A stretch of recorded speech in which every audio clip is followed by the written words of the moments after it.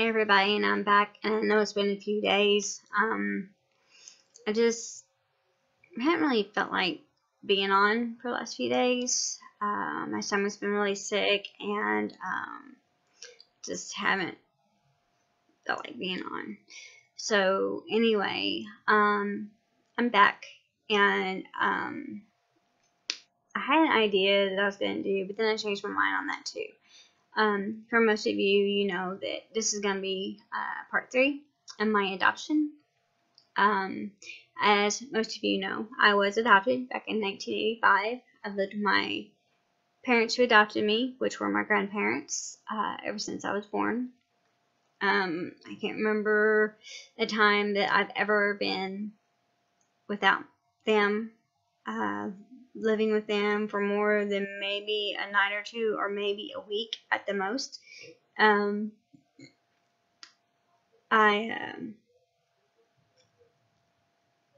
had a lot of tragedy. I've had a lot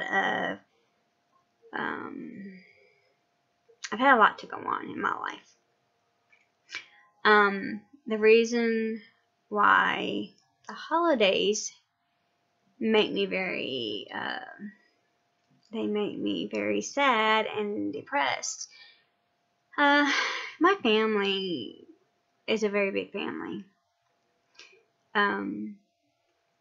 I've always lived in a really nice big house, and my parents were always the ones that held the holidays, regardless of what it was. And we always had a big yard, place for the kids to play, everything, spoiled rotten to the core.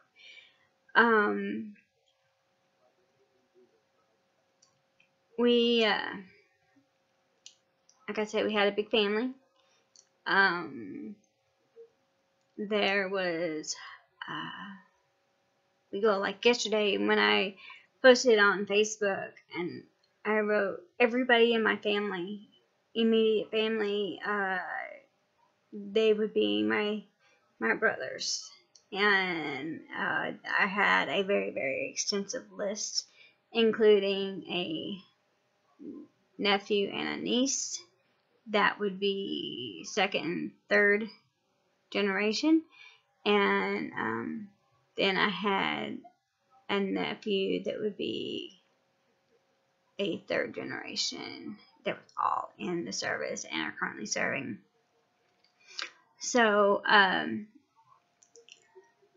so when you're used to having your parents who held everything together, they were the bread and butter, and one dies.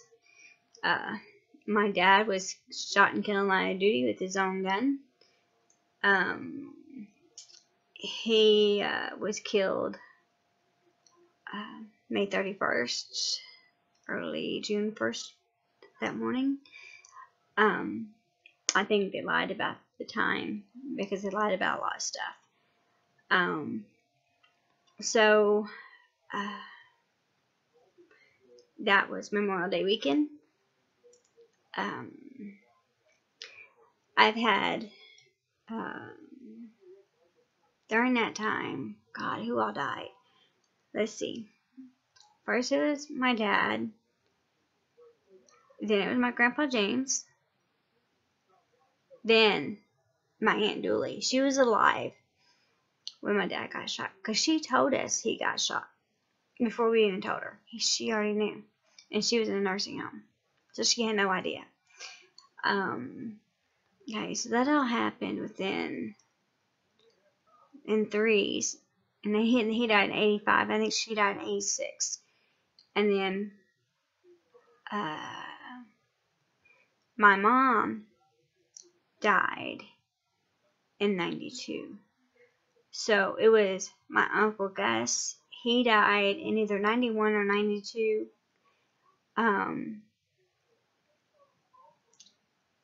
My mom, my grandma, and then my Uncle JB. And after my Uncle JB was Brenda, and and Henry. So we're due for another round. If I don't know about this already started, I don't know. But my mom was, and my Uncle Bill. Too much for one person to deal with. Oh yeah, and Grandpa Acres. A lot of people. But too many people within a short range. My mom died on December 2nd, 92, when I was 18. And that was really hard to deal with. When she died, everything else did. Our family fell apart. The ones that were greedy, they shined through real quick. And so, holidays have always been hard. Always. I can drive down the road and see cars just all over the place in front of a person's house. And can remember a day and we had a big driveway. We had a big U-shaped driveway. And we would have cars everywhere. And that would be our house. And so that would always, bother me. And I'm not happy for them, but, sad for me. And also in November, what really, Thanksgiving and Christmas is hard for me, really hard. The reason is because Thanksgiving, I didn't even tell you what I had on. Thanksgiving 1992, I went to the hospital. I went in to see my mom. She didn't have the light on. She just had the light from the hall, shooting light lights. And so she had her Thanksgiving dinner, because they usually serve that for lunch instead of dinner.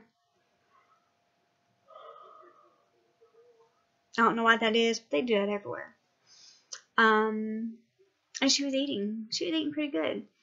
And so she was like, "Oh, you want to buy this?" And and she had cancer. And usually when people that don't have very long, they don't eat. And when they're up and talking and eating and all that, at the time I didn't know anything. And but now I do.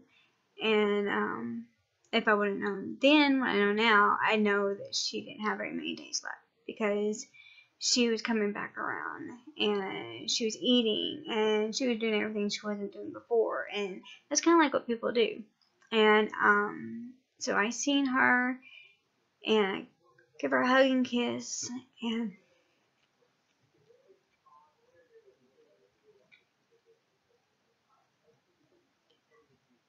told her I couldn't wait for her to come home. And I went out. I was walking out of the room.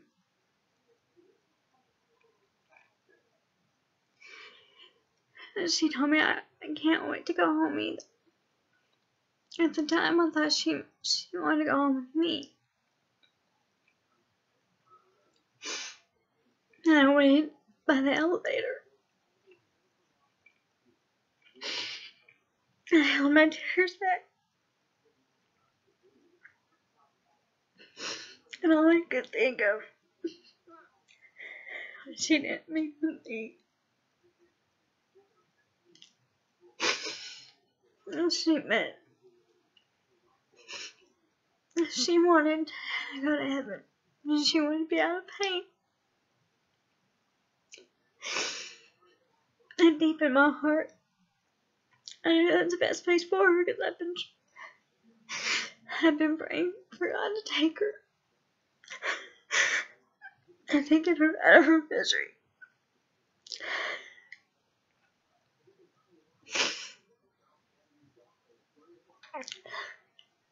So I think it was like within like 5 or 6 days, I was over at my boyfriend's house. I ended up marrying. And I get a phone call over at his house. I was told that the doctor said if we want to see her. And we had to come now. I remember I was 18. And I was asked if I wanted to take her off. She had the breathing machine and all that. She wouldn't get any better.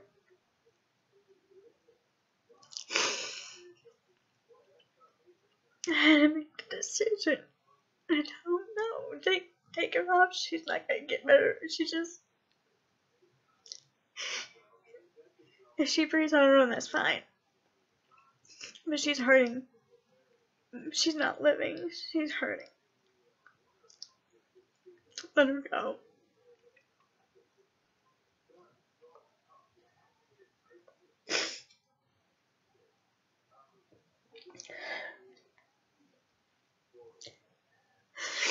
That was one of the hardest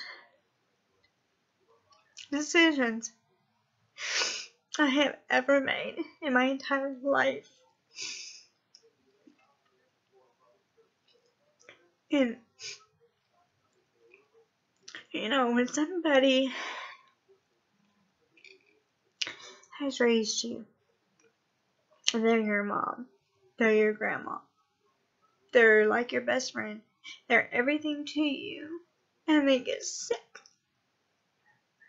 And you're told, well, they do all this, and, you know, the worst thing is going to be they live on oxygen the rest of their life. But she only has 6 months. She only has 6 months to the day. And if she didn't get multiple, you know, she just trusted one doctor. So I still miss her.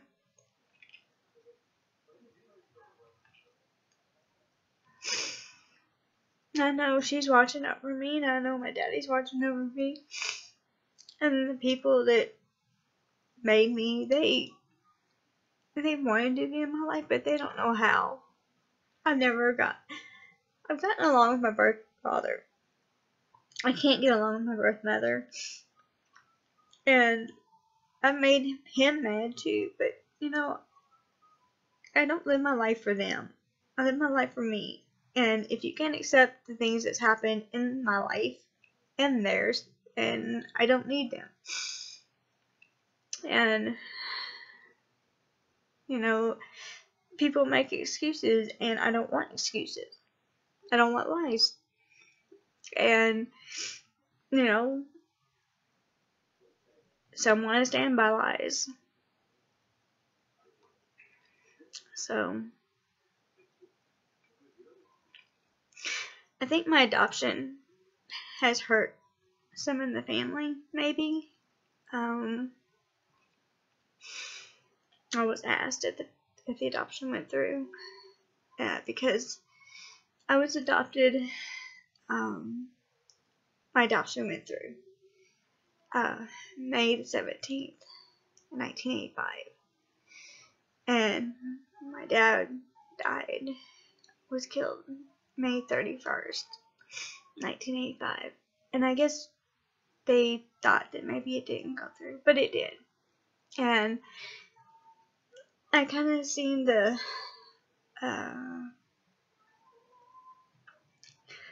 look of being, I don't know, not exactly happy, just kind of maybe disappointed. I don't know.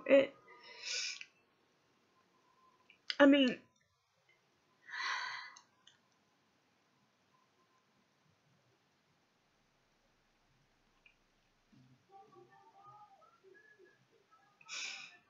I'd always wanted to be adopted by them. My sister Sandy could have cared less. And she proves it by not going and getting her official birth certificate. Her birth certificate's no good. I've been trying to get my birth certificate changed since I was 18. And nobody knew how to do it. And like I said in the other ones, I had contacted Kelly Thompson over my mom's estate. Because it was just me and my mom's name on it. And there was issues happening after she died. I'm so sorry for crying, guys. But anyway, he's Supreme Court judge now, and he got on. I had it all within 2 weeks, and I gave my sister the same information, and she never did anything with it. I mean, I gave the information to go straight to it and get it and be done. But that's okay. And I asked him. So one day they said, "You really want to be adopted?" And I said, "Yep." And I got what I wanted. I guess it maybe they never thought much of it because my last name wasn't changing. That wasn't changing. I was never going to go anywhere else. They'd had full custody of me the whole time. I wasn't going anywhere. All that was being changed was the parents' names. That was it. That to me meant a lot. And I got it in 2013. I wasn't living here. It had to be in 2013. I was living on another apartment in our same apartment community because we transferred into a bigger apartment here.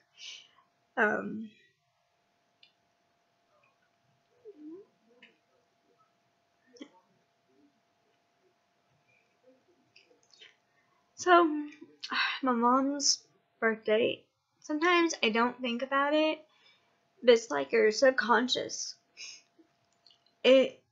I can do things and not pay attention to see what day it is, what the month day is, but it's like subconsciously. It's in the back of your mind, and sometimes it will come out, or sometimes I'll just be like down all day and not know.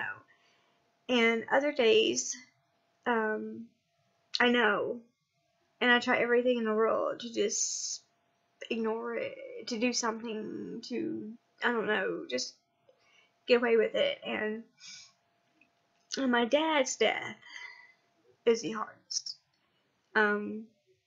I've never been able to get answers, and believe me, I've tried.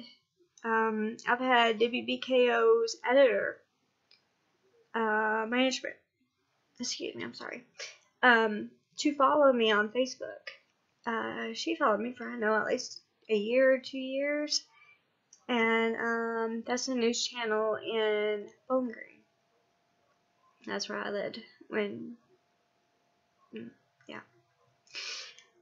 And his death was not expecting. And I think for me, my mom's death, it was expecting. So it's a little bit easier to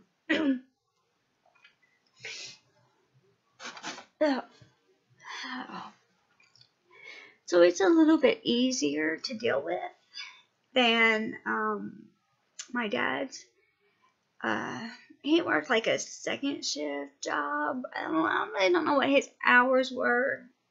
He was a deputy, and I don't really know what his hours were. I just know he was home asleep whenever I got to go to school, and he was at work or was leaving for work when I got home. So, I hardly seen him when he worked, and I didn't see him And then I went to I told you once, I went to a birthday party, slumber party. And so, I had no closure. There was no closure. A lot of unemptied answers that, still bother me today. And, my dad's case was so interesting. My mom contacted 2020 in 60 Minutes, and they were gonna investigate it. And we got a meeting from a couple people, and being a kid, we had what we call a great room today. Okay, we had a great room, and then we had a family room. It's like we had a formal dining room, and we had an eating kitchen. So nobody went into the great room except for holidays, like my dad's funeral when he died, because our house was busting out of the seams, and we had a nice big house. I mean, I'm serious. People were sleeping everywhere. We had slumber bags, sleeping bags on the floor. Hey, bro, I had to give up my room. I slept in a sleeping bag in the dining room. But these people came, and she took them into the great room, and I could hear him say something about up the river without a paddle. And those were the words. I have contacted Louisville FBI, and I needed more information for them. And I've got it. I just gotta get it to them. And they're downtown.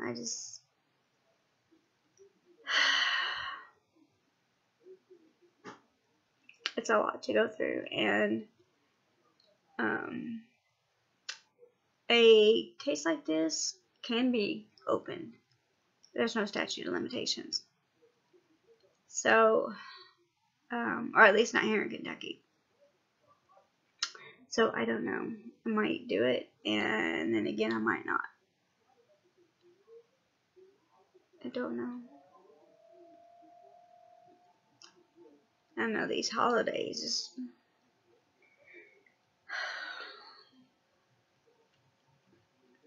my kids are gonna be here. They're supposed to be anyway. I know my son will come. My daughter, she says she's coming. I hope she comes. I hope I get to see my little granddaughter. Last time she was here was in July. I asked her to come and help because I had my surgery. And so she was here for like 5 days, I think, 4 or 5 days. And I didn't get to do anything with my little granddaughter. I could barely hold her because of my incisions. And we just laid in bed and watched TV together. And so I've been trying every year to do more of a you come to mom's house for Christmas and Thanksgiving type thing, like you're supposed to do. When you have parents, you're supposed to go to your parents. You go to your girlfriend's house, then you come to your mom's, or whatever you do, but you go to mom's. So I've been trying to do a family tradition of my own, and intertwine it with my kids making their own traditions. So anyway, folks, I'm sorry about the crying, but I have stopped so many times making films because I cried. And I don't think that I'm a big baby for showing my emotions. And I think in a way it kind of makes me feel a little bit better because I'm here, I'm crying, and if I cry, it's no big deal. And if you don't like it, you can shut it off. So, anyway, I hope you guys have a good day or good night, and be careful driving because there's a lot of idiots outside. And I see you guys later. Bye.